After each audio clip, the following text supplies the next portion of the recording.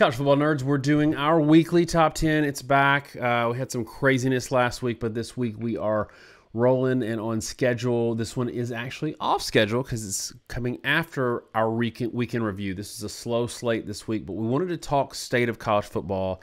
So we covered several games, some playoff implications, some overall discussion. So you want to check it out. I'll link it in the description.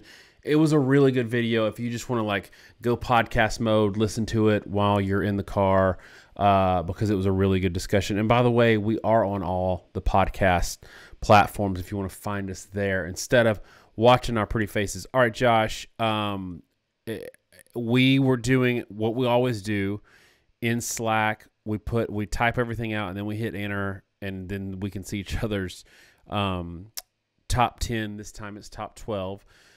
And we just happen to have the same exact top 12 every single slot, which is ridiculous because we didn't see each other's in advance.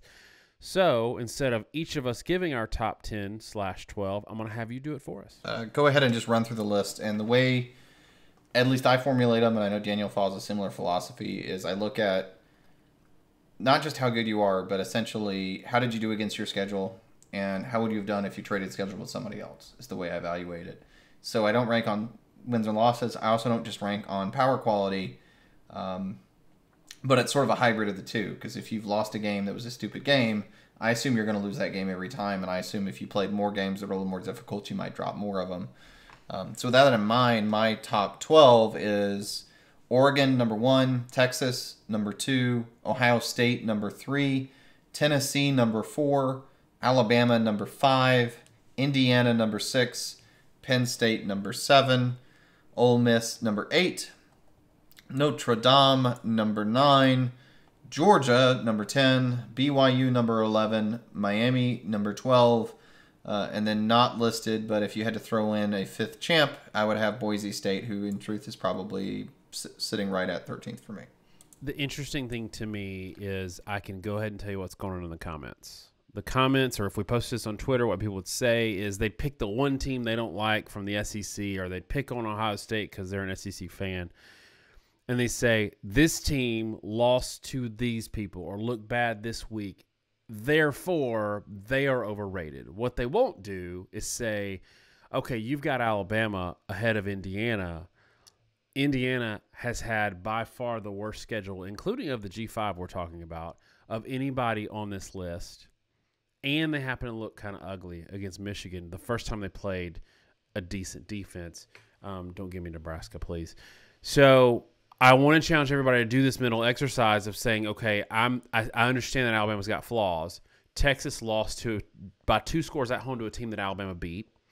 Ohio State has not looked great at times, has looked dominant at times. Tennessee, they're sitting there at 4, and I could see them losing in the first round because they're so streaky offensively. So, Josh, I say all this to say, and this is what I want you to touch on, it feels like this year is a year where we could have a weird champion because there is no elite team. And for every one of these teams that has 2 losses, they could just as easily be undefeated or end up 8-4. It just kind of is how it's fallen this year. Everybody seems to feel about the same. Yeah, and I just did a check, Daniel, because I was curious in FPI strength of schedule. Did you know that Indiana is the only team in the entirety of Power 4 with a strength of schedule ranked 100 or worse in FPI?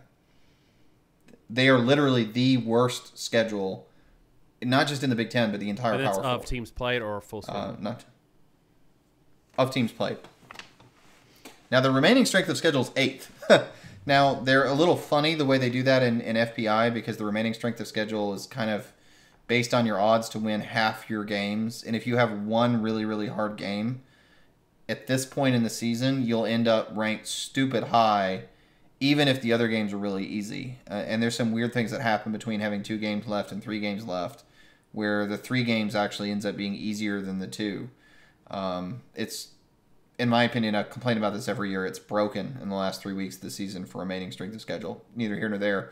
In games played, Indiana is the easiest schedule in all of Power 4 to date. So a lot of the complaints, Daniel, we're going to get is how low we have Indiana. To your point, they are legitimately a low-tier G5 schedule. The bottom half of the Big Ten is bad. And we've talked about that off and on throughout the year. The top half of the Big Ten, if you're Oregon, you're Ohio State, you're Penn State, you want to talk about that, look, no complaints. Like, those teams are good. Even Illinois, Wisconsin are pretty good teams. But that, when you touch Wisconsin, it gets to that point because right now, like an FBI, Wisconsin's sitting there right at above average. They're the 8th best team in the Big Ten. That was a team that Alabama boat raced when Alabama wasn't necessarily playing good football. If you look at the 8th best team in the SEC right now, that is LSU. And there's nobody picking Wisconsin consistently to beat LSU right now. And so the problem you run into with these super conference stuff is, in particular, the Big Ten is gotten really, really top heavy. The ACC is not playing well. The Big 12 is basically a G5. And the schedules are just brutally uneven. And you have to do something to reconcile it. Like Tennessee at 4, Tennessee does not feel like the 4th best team in the country power-wise at all. Like, it's hard to take that from a... They were a team that went 3 games in a row without scoring in the first half. Didn't look particularly dominant for a while against Mississippi State. They have a big tilt coming up against Georgia. We're going to do a preview of that game. It's really the one preview we're going to do this week. It'd be interesting. And a big talking point there, right, is that Nico Iamaleava, I hope I'm saying that right now. Yeah, I keep trying. I'm going to keep screwing it up, but I'm trying, guys. He gets hurt. Has a head injury in that game. But the thing is, they played and beat Oklahoma. They played and beat Alabama. The rest of the schedule has not been particularly hard. Again, when we talk strength of schedule to date, Tennessee's sitting there at 35th. But their strength of schedule is about as good as Penn State's.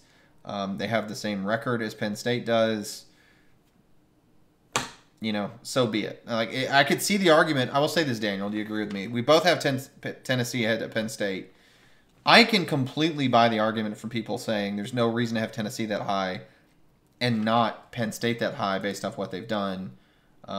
Except for the fact that I think Tennessee's been more dominant at times, but they both have had a lot of sluggish games. They both have their warts. The difference to me, though, Daniel, is Tennessee actually beat somebody in Alabama. Penn State really has not. And don't tell me you beat Illinois, because Illinois, by all metrics, has turned out to not even be a top 50 team, and we kind of knew they were overranked when we played them. Yeah, I think that for me, that game, I do think that if Alabama plays Tennessee on a neutral field, Alabama wins that game. Just based on how that game played out overall, on a neutral field, I think Alabama is a better team, but they have shown the ability at home. They've shown the ability to beat an excellent team. At least Alabama can be excellent at times.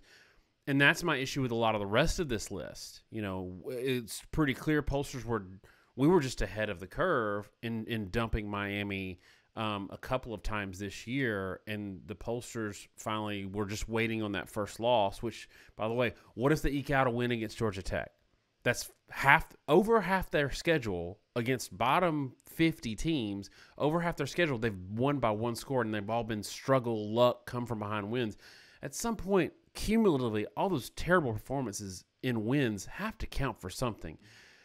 I don't know what to do with Ole Miss, a team that handled Georgia like they were nothing for the most of the game, but lost to Kentucky at home, lost to LSU, a team that Alabama just ran through. I don't know what to do. Like Oregon doesn't feel untouchable to me, right? So for me, the struggle is right now looking at this list, and this is a problem that's going to come to head year after year until we get it right.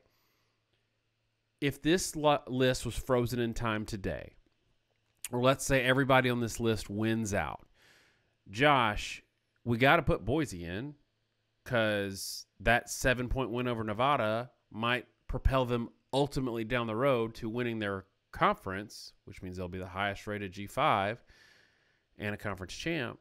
So we got to put them in. We got to put ACC champion. I'm okay with that, whatever. We got to put BYU in. You know, they beat Utah by 1 point. Got to put them in the playoffs.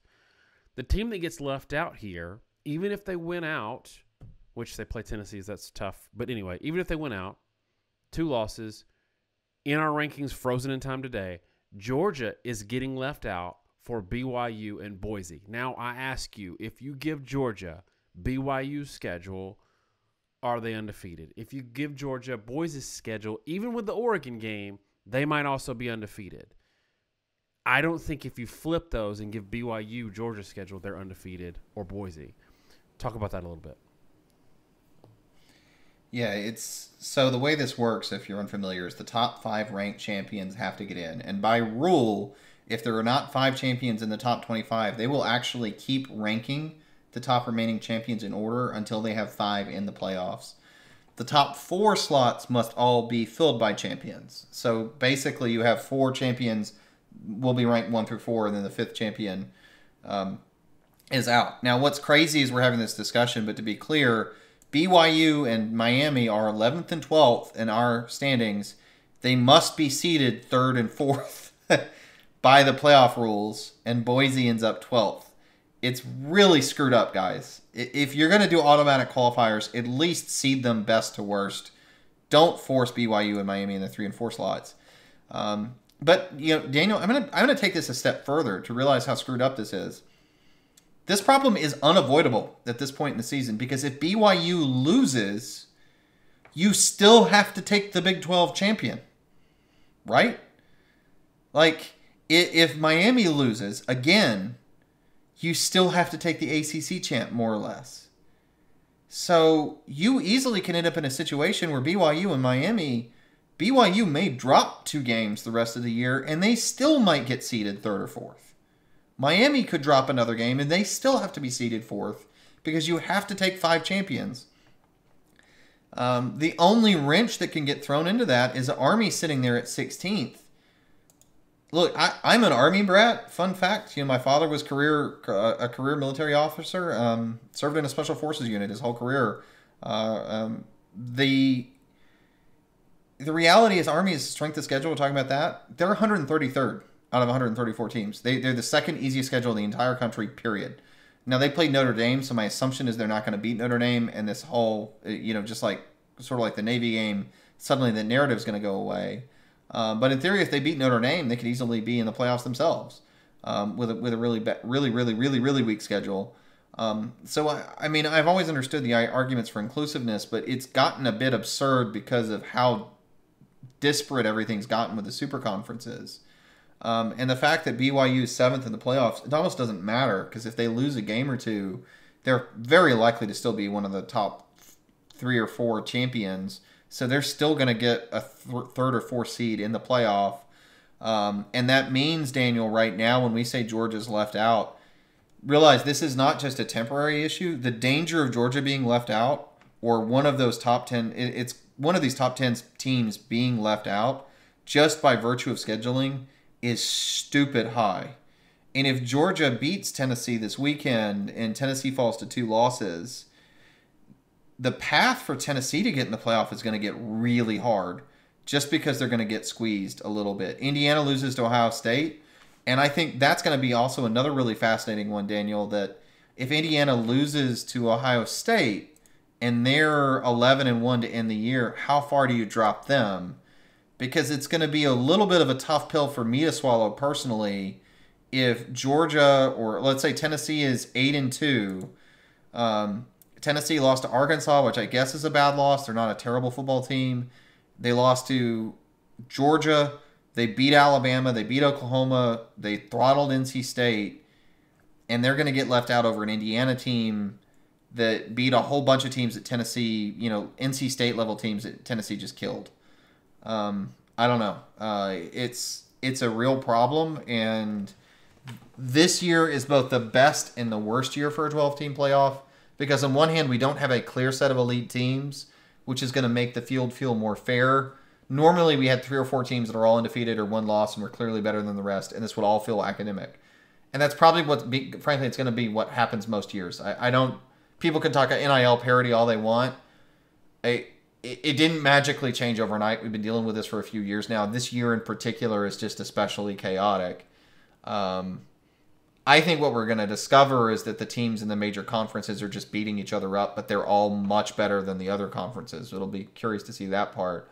But the problem you're going to run into this year, and why I'm saying it's kind of the worst year, is the log jam of getting in the back end of the top 12 is going to be awful.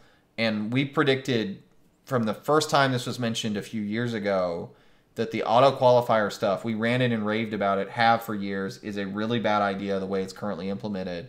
And I think they're going to find that out almost immediately. Because, Daniel, if you leave Georgia out to include Boise, BYU, and Miami, and let's say BYU drops another game, in Indiana and Penn State, teams that don't have any ranked wins, it's gonna be, yeah. I mean, you're gonna put in like 5 teams without a ranked win over Georgia, and Georgia had, we talked strength of schedule.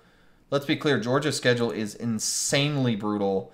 They have the hardest schedule in the country. They are ranked number 1 in that metric. I don't know how many ranked teams. I'm looking at the schedule right now. They have played 1, 2, 3, 4 ranked teams, and they were all ranked top 16. They're going to play a 5th in Tennessee. It's not fair. And think about this calculus. So there's right now, especially if Georgia beats Tennessee, Alabama has one of the inside track to one of the 2 slots in the SEC championship game. Alabama will have then, like, let's say Alabama loses and they go 9-3, right? Or 10-3. Alabama currently, as it sits, has as many top 25 wins as the top 6 teams in the country combined. There are 3 teams in the top 6 that have no ranked wins that are ranked ahead of Alabama. There are 2 others that only have 1 ranked win. So Alabama will drop to 10-3, and everybody's going to say, okay, lost column. You can't put 10-3 in over an Indiana who's 11-1. You can't put 10-3. So we would then say they need to be punished for losing that game, and it gets really messy. And what we thought we were going to get away with is we're going to expand it to 12, and then all these arguments go away. But the problem is we expanded 12 at the same time that we did this conference consolidation. If you had 12 back a few years ago, then that's okay because you've got conference champions coming from the ACC, the Big 12, the Pac-12, and you don't have the best Pac-12 teams in the Big 10 and the best 2 teams from the Big 12 also in the SEC.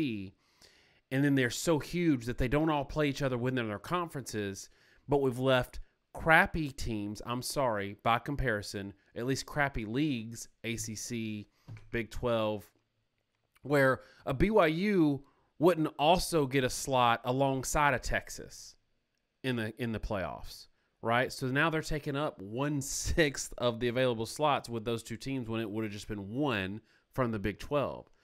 So we've got a bigger mess, I think, than we had before because with super conferences, you've got a team like Indiana who doesn't play anybody.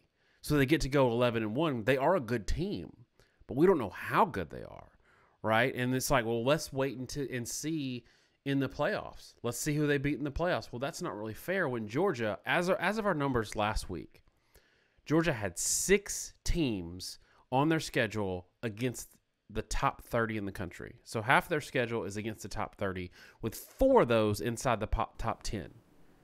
Where you have other teams that play 1 all year. So I don't know what we do with it, but you're right, it's a mess. I think that, Josh, here's the question, and we can roll. We're going a little long, at least I am. Do you see if, let's say, Georgia gets left out in this scenario, or a known good team gets left out for 3 teams that we know are inferior to them? Do you see this accelerating changes in terms of structure, rules of who gets in and who gets out, or even other conference realignment consolidation? I do. And look, there are a lot of factors. We've talked down on the ACC, which maybe people are upset or not upset. Expansions affected everybody. The ACC absorbed a lot of bad teams. They absorbed Stanford, Cal, SMU. Now they absorbed, Cal, SMU. Now SMU's currently leading the conference, so it's hard to be that critical at that point. But the point with Cal and Stanford, for example, it's what it's meant is that it's much more possible to have a particularly bad schedule because you might have switched out Clemson for Cal, and so the scheduling has gotten just that much more disparate. I think what you're going to see and I almost think at this point more likely when a pretty darn good team is left out in favor of these bad champions, there's going to be a demand by the SEC and the Big Ten for guaranteed slots. We already know for a fact, we've heard this from people, but it's also been reported, the Big Ten and SEC ADs and presidents have been meeting on their own independently. They've passed legislation to be able to control their own fate. I've talked to people, various things, including in the legal community, friends that are pretty connected, that is very much in play. And what's going to happen at the Big Ten and the SEC is are going to come out and basically say, you're going to adapt to what we want to do from a playoff perspective, or we're going to take our ball and go home and do our own. And the rest of the conferences are going to be in a position where they have no choice but to say yes, because they know, an NIT version of the playoff isn't going to be worth anything. And it also could sort of crush the meaning of their conference schedules anyway during the regular season if they're not playing for the real playoff. And I think the most likely scenario is the one that's been bannered around, where you're probably going to see the SEC and the Big Ten. They're going to pick a number of slots that are going to be guaranteed, like 4 each, something like that. And they're just going to say, look, we're going to play our season for our 4 slots, and you're going to play your seasons for the other 4 that are left over between them, and maybe 1 at large. And honestly, at this point, looking at the way this is playing out, I'm going to be completely honest, Daniel. In this world, can't blame them. Because the reality is the SEC and the Big Ten schedules, one, they're disparate. They have their own issues within their conferences, which they can figure out a way to handle.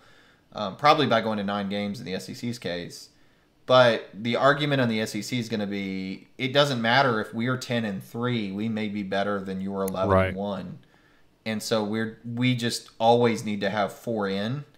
And we talk about bag of wins. In the SEC and the Big Ten, teams can only win 500 of their games on average. Go 500 on average. Like somebody wins and somebody loses every week in conference play. And that does not mean that in Georgia team that destroyed Clemson to open the year and then runs this table deserves to be left out. And Daniel, to this point, talking about Miami, Clemson is still tied for second place in the ACC. There is a very distinct scenario where Clemson makes the ACC title game, wins the ACC title, and by rule is included over a Georgia team that blew them out. Pretty wild. And that's messed up. I don't know any other way to put it. It's just messed up. With a similar record. Yeah, I agree. It's worth noting Indiana's out-of-conference schedule is Western Illinois, FIU, and Charlotte. They're going to say, well, we play 9-game conference schedule, but they managed to play 1 more game than an SEC schedule and still not, like, they're in a phone booth throwing a rock and can't hit a good team. Like, it's amazing to me the luck that they got. And to their credit, they've dominated their schedule except for Michigan. So I don't like. It's not that they're definitely a bad team. It's just we don't know, and they certainly haven't had to stack games against good teams. They're going to go 11-1. They just are, and I don't know what you do with that. And I don't know because what we are telling teams to do is we are telling them to please stop scheduling good out-of-conference games, because we're so focused on loss column that's all we care about. And if that's all we care about, those games are going to go away, and it's going to be about minimizing your downside in your loss column and being able to absorb whatever schedule you get in conference. Because there is no incentive if you can schedule FIU, Western Illinois, and Charlotte out of conference and go 11-1 and make it in over, whoever, Georgia, Alabama, Tennessee, Penn State if they lose another game. I don't see why you would ever do it. And I imagine what we're going to see if this happens, if BYU gets in, their out-of-conference game was SMU. BYU gets in, if Indiana gets in as an at-large or whatever, I think you're going to see some teams try to back out of some of these big-name out-of-conference games in the future. Yeah, well, I mean, to your point, Indiana does not play a P5 out of conference. So we play 9 conference games First off, this gets to my point about playing 9 conference games where they include Maryland, Northwestern, Nebraska, Purdue. Doesn't mean anything. And the second point is, yeah, you play 9 conference games, and those are the only power games you play. And even the SEC and the ACC teams are playing 9 or 10 power games because they're playing 1 or 2 power opponents out of conference, which you did not do. And to your point, if Indiana had played Tennessee in week 1 and lost 13-10, they're not getting in the playoff at 10-2 with a loss to Ohio State. But they probably are at 11-1.